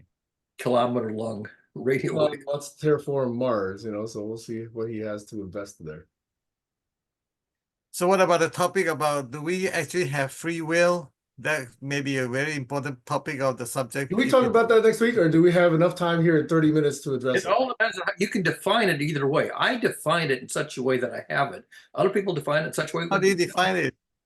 I define free will as the capacity to make and enact choices consistent with one's knowledge and values. And other people don't define it Yes that way. camp as well. Say again? I will also put myself in the yes camp. Yeah. If you say I can make choices consistent with my knowledge and values, then I have free will. But people Because- don't define it that way. I will acknowledge, Sam, that 99.999% of it is already, set up, right? I have to breathe oxygen. I have to have an autonomic system. I have to have a system that, successfully provides blood to my brain. There's a lot of constraints there. So therefore I need to sleep, and therefore I need to have food. Therefore I need to be in a hospitable environment. Blah, blah, blah, blah, blah. But there are still choices that are creations of the mind. We talked about the mind a couple times ago, right? They're creations of the mind. So I can actually say I have this choice or that choice, or I could say I have no choice at all. Okay, and whatever I do is always predetermined. But I can still sit here and after 90 seconds, still come up with a refinement on choice A, choice B, choice C, possibly amalgamate one or two or three of them, create another D or so, and actively evaluate them and choose one. So that process is still available to me. And that, to me, I define as free will. Thank you. What about the fact that anytime the certain subject come out, you react the same way? It's not the same. And for you to say that it's the same is simplistic. I see the same because I can predict what's the would come after next or whatever that means. Anyway, it's a hot topic. It's a controversial topic. It's a I don't think What we're did I gonna get lead past into? all it. I actually welcome that observation. Yeah. But Sapolsky and Hassenfelder and others have sort of weighed in on the arguments for and against it. But I think it's an open question. There are funny stories about it. There was a journalist who was interviewing Isaac Bashevis Singer, the famous Yiddish author, and he asked him, "Do you believe in free will?" And Isaac Bashevis Singer says, "Of course I believe in free will. I don't have a choice in the matter." That's right. There's no other way to live life. And I think he's right, by the way, by making that, ironic. I have no choice but to believe in free will. It's the only way to live. So the one that I would say that this way, Nova has a video on YouTube, Perception Deception. I'm not sure you watch it or not. Yeah. Mhm. In that video, and then there's a video after that. After that video, there was a page 132 or whatever there was on the one word that the interviewer picked. I mean, the person picked so that before the show was over, and then when the show is over, I know exactly what word did you pick and all that stuff. So there was a total shock. So it's like that totally proved that okay, I know exactly what you're gonna pick. I know exactly which page you're gonna be on, and what word you're gonna pick. If there's a free will, nobody should be able to predict what you're going to pick, right? But if there's no free will, I will be able to predict that. That's again a fallacy. If you reveal your prediction, you say, I predict that Barry's going to have French toast for breakfast on Sunday. If I know that prediction, I can falsify it. Right, agree. But if I put that in writing and put a piece of paper, and then Sunday comes and you eat it, and I say, I've showed you the piece of paper I wrote down a week ago or a month ago, then Yeah, but you can't make. But you'll notice reveal the prediction. I'd like to suggest that when I define my notion of free will, that doesn't, it's not contingent on whether you can predict it or not. if I can predict what word you're gonna, if I give you a dictionary or book, right? And I predict that what page you're gonna pick and what words you're gonna pick in that page, on that page. That's one perspective of saying, do you really have free will? If I can predict precisely what page and what word you could pick on that Okay, page. so what's the probability threshold before you say yes or no? The probability is probably 1 in a million because there are million But I levels. can falsify that by literally rolling the dice to pick the page and the number. And if I roll the dice, you can't predict how the dice are going to come out. I predict that you roll the dice and predict that the dice will throw, and I predict that what word you could pick. Again, whatever you're doing, it doesn't really matter. The end of it is that the word will be picked. I'll encourage you to watch the video again. That's what I'm saying. The reason is that why is it important? That we know in one way we cannot be predicted, and in one way we will be predicted. I'm more interested in that subject. In what way we have choices, in what way we don't have choices. Okay, where am I going to be in June? Where will you be in June? Yes. On planet Earth? That's easy. That's too simplistic. That doesn't. I predict the sun is going to rise in the east on that day in June. Where on earth am I going to be in June? Someplace. See, you're not playing the game. I know I'm being vague. And the thing is, if you make your prediction vague enough, it's always true. That's my point, is what is the threshold of probability and specificity? Yeah, the more specific it is, the less probable that it's less vague it is. So think of a place. I'm going to tell you where I'm going to go in June, and I'm going to ask you, did you have that place in mind? Okay. Think of a I'll place. say- I'll say Taiwan. Puerto Vallarta. How many of Puerto- you had that in mind? Is that in Mexico? Where is Yeah. that? Yes. Is that Club Med? No. I mean, there are Club Meds there, I believe, but you know, you don't have to go to Club Med just to go to Puerto If I go Vallarta. to Club Med, I have to go to. If I go to Puerto Vallarta, I have to go to Club Med. Otherwise, there's no reason to go there. So, you know, do I or do I not have free choice? Did you predict where I was going to be in June? Well, I think you do, but that's because I think you basically try to Okay. make So choices. here's the consistent other way with- of asking the question. To what benefit, to what advantage in living life does it give you to think that there is no choice? There is no free will. What advantage does that give you? Oh, you I can't, can only think you of can't one. be held responsible for your That's crime. right. You can't feel guilty. Right. Sorry, I had no choice. That's the only advantage I see.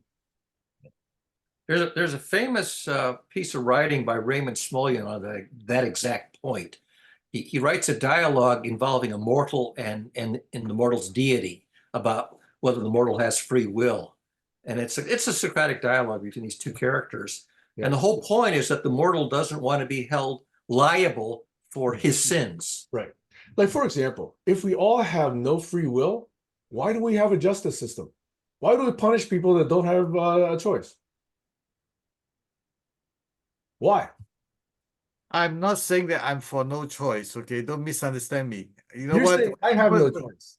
when people that say about the astronomy, you know, how they use the astronomy to predict the future and all that stuff, the fortune teller and all that stuff, I always tell people that unless you have a choice, don't waste your time believing all the, you know, fate they put on you or whatever. So because it's useless, you can't do anything about it.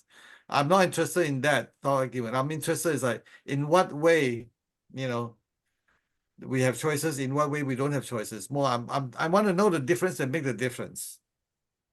And are you considering quantum effects? Yeah. Good.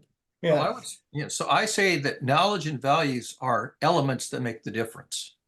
If I have some knowledge of something is possible, and I value the anticipated outcome, I'll make that choice. If you don't even know about an option, or you disvalue it, if you knew about it, you wouldn't choose it. So, you know, that, to my mind, that's the difference that makes the difference. Knowledge and values. Thank you. What's That's- possible, and is the outcome of doing that beneficial? So the more value and more knowledge that you have, the more choices you will have. Right. Like MacGyver can But get you out of the house.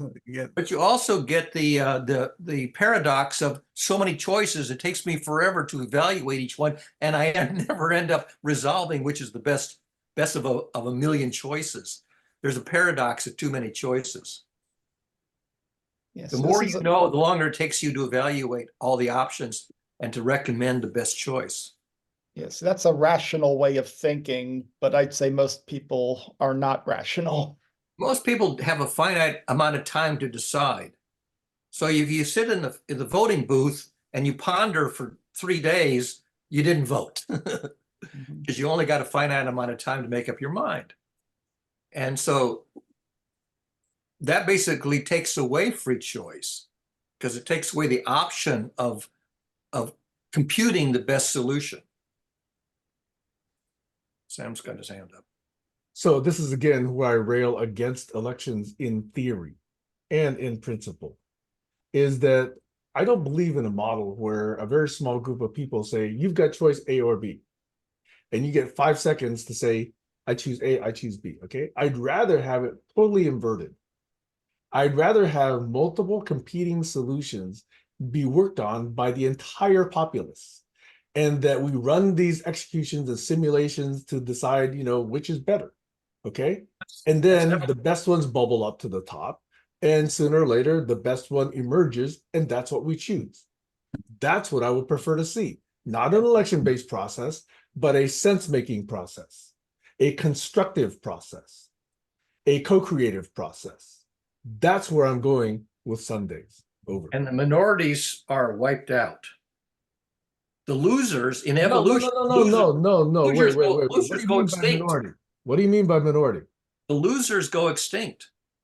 They become the minority. Oh. Extinct means you become only one left. That's a Perfect. minority. Perfect point. This again says, and I really sincerely mean this, I wish we could give Florida and Texas to MAGAs, okay? All move there. We spend billions of dollars, just move them all down there, but they have to create their own education system. They have to create their own economy. They have to create their own energy system. They have to create their own transportation system. And the rest of us just get to carry forth with the other 48 states, and the MAGAs get to have Florida and Texas, or whatever the connecting states are. Form their own energy I'd system. love to see what happens 30, 50 years from now. Over. They'll And they probably get, collapse. They'll probably collapse. but do they get all the cows? So all the cows fart in Texas and Florida only? And then there's a big bubble over them. There is an interaction. So if your neighbor's careless and his house catches on fire, well, that's not good for you either. even They though want to he secede, burns up. Let them secede is my point.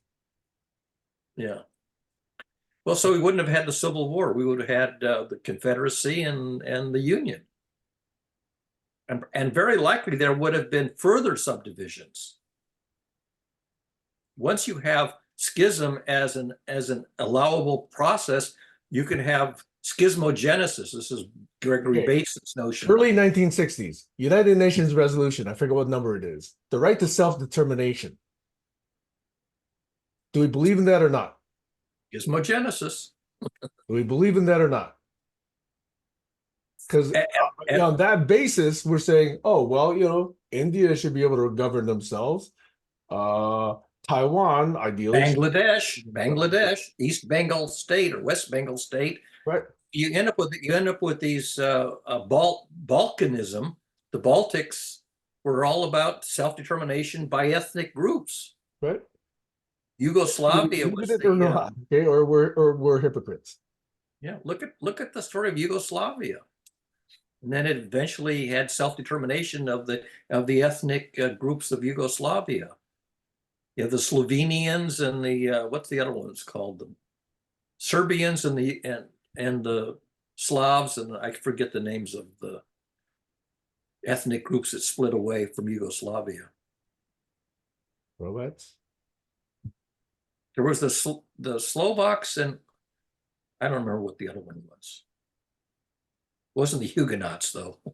Huguenots were further north. Yeah. So would Engelbart say that we have all this history that we can evaluate together and pick the best of every system and make something new? Is that what he would probably want? I don't recall him saying exactly that, but I do recall him saying we have to create it together. Yeah. And my interpretation of that is this thing that allows us all to bubble up these solutions, because now we have the technology to simulate their success or failure. Okay. So if you can, like model various countries and systems, and there were programs back then that you could be a dictator of a land and see what it happens. Yeah. I mean, think about it. 12,000 years ago, most humans were hunter-gatherers. And then there arose this small contingent of farmers and herders. The agrarian culture arose in a few places like the Fertile Crescent. And eventually the agrarians dominated they took ownership and control of the land because they were the agrarian culture. And they basically took the land away from the hunter-gatherers. And eventually the hunter-gatherers died out. There's still a few, small isolated hunter-gatherer cultures and, remote locations, but most of the planet is now a total agrarian. And they fight over the land because the land is the source of your sustenance. You know who's buying up all the good farmland? China. Bill Gates. Bill Gates. No, Bill Gates. Okay. They'll run Windows on it. Well, the original Windows, didn't it have a beautiful scenery of the pasture lands? That was XP. That was original.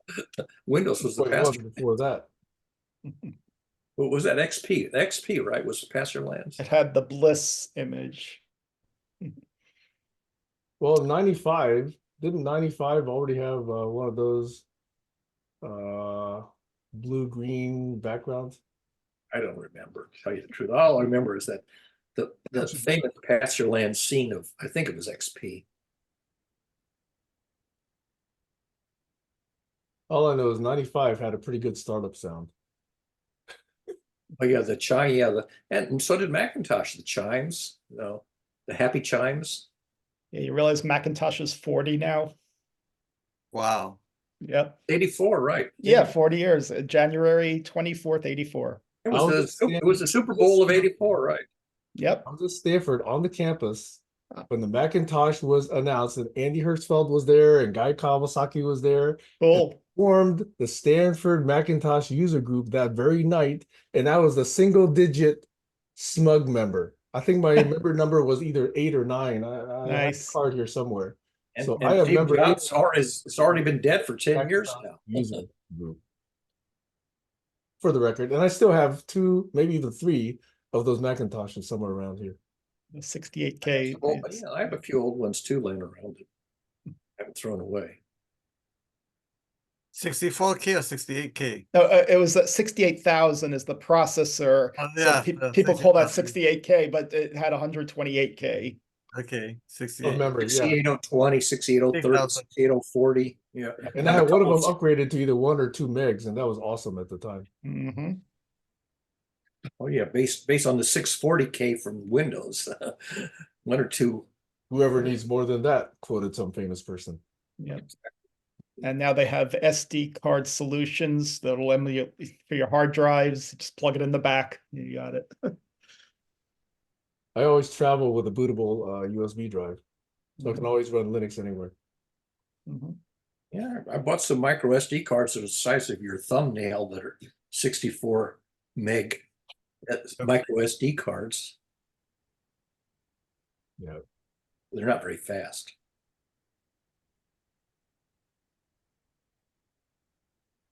Anybody watching the Super Bowl today? What time is it on? I think it's 3:30 Pacific, so 6:30 East Coast. So it's evening here in East Coast. Okay, it's on CBS, so I think there's a CBS on the CBS air. and Paramount Plus. I might turn it on, except I have to go into the living room because that's the only off-the-air receiver I have. You have Well, antenna? CBS doesn't stream their thing, do they, on internet? They're If not you going to use stream the that. CBS You got to apps, pay to get that streaming. So I have to turn on the only off-the-air receiver I have. I have 2 of them actually. Yeah. They're actually computer monitors that also have TV receivers in. I have some Westinghouse monitors that came with. But Sam, your question, I thought we were going to get to it. I'm not sure we got to it, but definitely a good thing we should discuss next week. which is Free what? will. Free will. You forget the topic you brought up? Free will. We will, yeah. Did we Again, adequately address it or not? well, again, I'm more interested to know the difference and make difference, because unless I know the difference and make the difference, I don't learn anything out of it. I gave you my answer. My answer is probably going to change next week. Okay, to me, the difference that makes the difference is how would I live if I truly believe I did not have free will? Be a criminal. You do No, what- no, no. There's 2 different things you talk about. Okay, it's like you're driving your car. If you're driving in control, the car will go to exactly where you want to go. And there are sometimes that you are not out of control. You have no when you're driving on ice or something like that, or snow or whatever, right? So you need to know the difference, make a difference. At one time, I have no choice. At one point, I have choices. That's what I'm looking for. Does the steering wheel work? If it doesn't work, you don't I don't understand. understand that because you Okay, always when you're driving, why do you have accidents? So when the car goes, let's say a tire blow up, do you have free will? Do you have can you control the car? You can if you're driving at say 75 miles an hour. you can still decide to turn into the slide or away from the slide. You still have those choices. Limited choices. You have to go into a different mode now. Limited depending on your skill set. I guess you haven't have a tire that goes out on you and 75 miles No, an I've hour. had a slide like that. I've had a spin. I survived the spin. Okay. When you spin, did you choose the spin or you didn't choose the spin?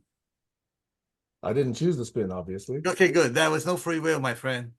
You go into spin without free will. So Dan You Dennett say wrote a based on book. one event that therefore I have no free will? I'm saying again, let me repeat it. This is my 20th time I repeat myself. Okay. At times when you don't free will, I'm more interested to get into the situation. I know I don't have free will, so I'm gonna start praying instead of I'm gonna try to control the situation. How does Think prayer? of like 2 nanoseconds before you get into spin. You try to go panicking and try to do something versus like, okay, I have my hand off the steering wheel and say, okay, just pray. You know, that's my way of dealing with it. Like allow it that whatever happened to happen so that I have a calm mind to deal with it when it stops spinning. That's a choice. Yeah, again, that's a choice. But my choice of making that decision is because I know I don't have any choice on how many times it will spin or whether it's going to flip over or not. I don't have that choice on that spinning or flip So let me over. reinterpret. There's always a constrained set of possible outcomes. That's And the right. minute you hit some ice, those possible outcomes change. But there's That's still right. multiple possible outcomes. There's not just a single possible Yeah, outcome. you can live or die. Those are possible outcomes. You can recover, you can crash. I guess I'm not able to communicate to you. Maybe I need some help with air. No, I am definitely genuinely interested. That's why I'm asking these questions. Have you read Dan Dennett's book, Elbow Room, The Variety of Free Wills Worth Wanting? He wrote this book, I think, in the 1980s, if I'm not mistaken. It's a little paperback. It's not a very big book. And it's really based on feedback control theory. He uses feedback control theory as sort of the foundation for his reasoning. And the book is Elbow Room, The Varieties of Free Will Worth Wanting. Elbow room. Let me look it up real quick. Yeah. Go to Goodreads, you'll see a little blurb, or any place. I mean, it's one of the very first books he wrote that was for the general audience, general public. I think probably 40 years ago, I'm going to say. So the ice is giving you feedback that you don't have control. And then Yeah, until you do, until you get it back. If your rudder works, you use it. If your rudder doesn't work, you don't use it because it's, you know, you have no control with a broken rudder. Yeah, but you can steer Yeah. as you're moving and try to. And get the cybernetics is equipment. all about steering and rudders and steering wheels, and you know, when the rubber meets the road, you can steer. And if you don't, Yep. say what, Sam? And trim tabs. Trim tabs, yeah. So all of these things which give you control, give you a choice to how you want to steer. And if you don't have a steering mechanism, if you're in the doldrums, if you're sailing in the doldrums, it doesn't matter because there's no wind. So you're just floundering. Right, but if you're flying a plane, it's a there's Right. aerodynamics. You want your trim tabs and you want your rudder to be working. And if they get broken, dysfunctional, then you're floundering. Mhm. Go into a tailspin.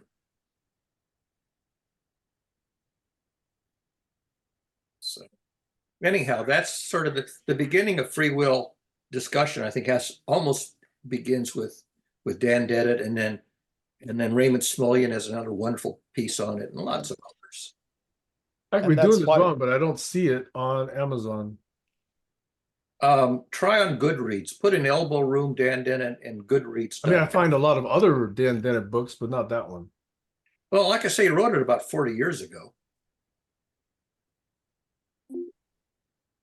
I have a physical copy in my bookcase. I could go find it, but probably would take me more than the remaining 5 minutes to find it. I found it. Let me give you the link, Sam. Is it in Amazon? Yeah, it's on Amazon. Elbow room. New edition, the variety of. Yeah, a variety of free will worth wanting is the subtitle. Variety of free will. Is it a new edition? Yeah, that's a new edition. Yeah. Okay, he may have. It's quite possible that he has revised it in the 40 years. But I mean, basically, if you understand feedback control theory, you'll appreciate his reasoning. One of my favorite subject in Ohio State. My professor, Robert, I don't remember his last name. He's the guy that designed you know how they control the car that go into the freeway? What do you call that? The on-ramp? Yeah, the traffic light. Yeah, he's the guy that did that with Reagan. Everybody failed the class. Say He's that a again, great Sam. guy. So how was your conference in LA? Joshua. I was asking Sam Chen, your friend did what with Reagan? I didn't hear that last part that he No, said. basically the control theory that I took in my class, I remember the senior year in Ohio State for EE classes, and the professor's name is Robert. I don't remember his last name, but he's a guy that worked with Reagan on the controlling the car that get released into the highway from the on-ramp, the traffic lights. I heard you say the same thing again, and I still don't know what you're talking about. The guy that controlled the car into the traffic lights. I'm not. I have an intersection where it says there's 2 lanes, but they only want 1 car to go at a time. So there's like a little traffic light that's tells you. Oh, before you go onto the freeway. Yeah. Yeah. Got it. Now I understand. Okay, I don't see that often, but I see it in LA. Yeah. Okay, thank you. I was like, what everywhere is it? here. Traffic light before you go on the free? I'm like, oh, what is that? Yeah. I just blow by that one. I don't. Yeah. So that's how you get free flow instead of getting traffic jam. Yeah, but it's not all the time. It's probably on certain critical times of the day when they use it. Yeah. Yeah. Go ahead. That's so. Is it nudge theory or free will? Nudge will? What are we talking about here? That control system. No, Feedback. I was making a joke. It was are you really giving them free will, or are you just nudging them? Like, hold on, okay, go. Hold on, go. Like, are you nudging them, or is it really free? Like do I think the I question think it has, free will? depending on the traffic on the freeway already, there's a way to measure it, and then how many cars going at what speed, and then you release the car based on, so that the ultimate intention is to so that the car on the freeway already is flowing freely instead of getting traffic jam. It's basically a Yeah, zipper, so that you only this tooth only enters the zipper when there's a gap in the other side. You It's got it. synchronizing the gaps in the teeth of the zipper. I'm trying to. My free will is trying to allow me to free will into the conversation, and it was going smoothly, and I just didn't understand. Everyone else got it. I just didn't get it. So I didn't want to. Did you get rained out in your conference? Did I get rained out? I spent the whole time in a little mini hurricane rain situation, Pineapple Express, but I survived it, and I shoveled a lot of snow when I got back. So Wow. So did the Yeah. conference, did you have a conference, or did it get canceled because of the I didn't have a conference. Cusella had a conference, and I just watched the kid because it yeah. was Cusella's conference. I thought it was yours. Yeah, hopefully it's the last one, because I'm trying to get this kid to grow up and stop breastfeeding. And if she could just move it to a little, like, not all day, then she's got a trip to Mexico for 4 days without just me and the kid are going to be alone. So I will see what happens. It's going to be interesting. So can't But, you have a prosthetic bottle that you strap around your chest? And Yeah, you'd think it's more just like those little meltdowns where it's like, "Where's mommy?" Oh, then I'll pull out my boobie and it just doesn't work, Barry. the AirSots booby bottle doesn't work. Huh? Yeah, it doesn't work. Well, There's that's a just- thought. You might try shaving. Yeah. I thought about that, but I think that's the only thing that keeps her from sucking on my breast. So I'm gonna keep the hair there.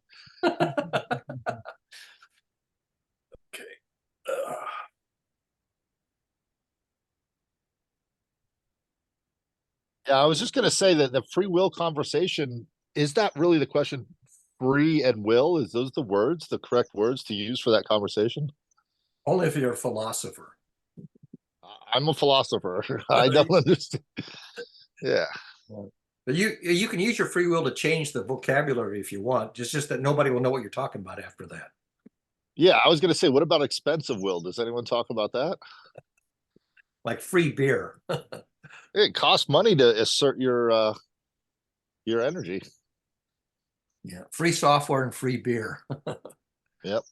Free Software Foundation. It's not like free beer. It's freemium will. How's that?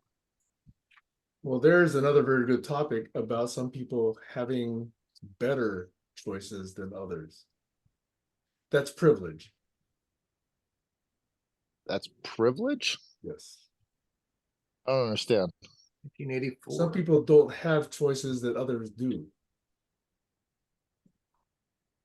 Some people don't have choices because of some people are being imposed on and some people aren't being imposed on. Yes. Like some people are not free to live in a neighborhood free of crime. Some people are not free to devote their studies, their time to their studies as opposed to survival. So that is a sense where some options are constrained. You still have free will, but some people have better choices than others. So some have responsibilities and some don't. That's a different point. The simplest way to think about it here is like money. If you have $100 in your pocket, when you go to the grocery shop, there are things that you can buy up to $100. And for someone that have only $20 in the pocket, you can buy everything as much as you want, as long as it's no exceeding the $20 limit that you have. Yep. Or Some people have fuck 8 you money miles and some to the people don't. nearest market, and some people can walk a block to get to the nearest market. Right. And So some again, people can steal from the market. Yeah. Your neighbor, right? Well, in these new cities, you can just go in and take whatever you want and they can't stop you. And then you get a slap on the wrist. If that. And some people are far from those cities. Mm-hmm. So there's a limitation of money, resources, knowledge, privilege, whatever you want to call that. Yeah. Transportation. Yep. Yeah. Some Hey, people have right. shoes and some people don't. Some people can walk a certain distance without shoes. Some people have shoes that can walk longer. Some people don't have a leg for the shoes. Some people have a horse and some people don't. Yeah.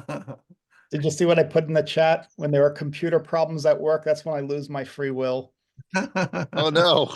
You have no choice. You have to fix them. But I can also turn around and say, well, it's my opportunity to learn something new. And I know the people depend on me and they really need to bow down to me and beg me to fix the problem. Well, I learned something that I should have known better. Don't mess around with ZIF connectors. Don't be cavalier with your ZIF connectors. They're very fragile. I pulled 2 ribbon connectors off without realizing that they were ZIF connectors, and now I can't reattach them.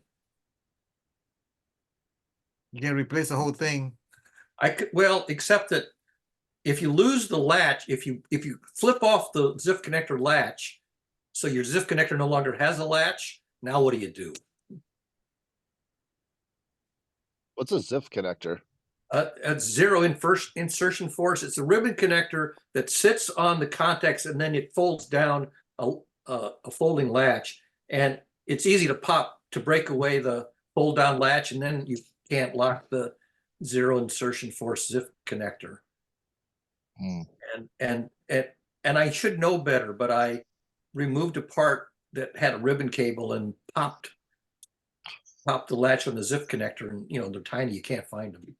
Yep. I did that with a SIM card in Best Buy one time. I spent an hour trying to find my SIM card. They're tiny. It was gone. I Yeah. looked, we moved the whole entire rack of stuff over and I couldn't find it. Yeah. All right, it's time at 10 o'clock. So our choice is to stay or leave.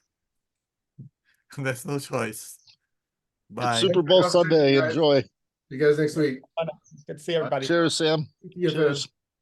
Bye-bye. Bye.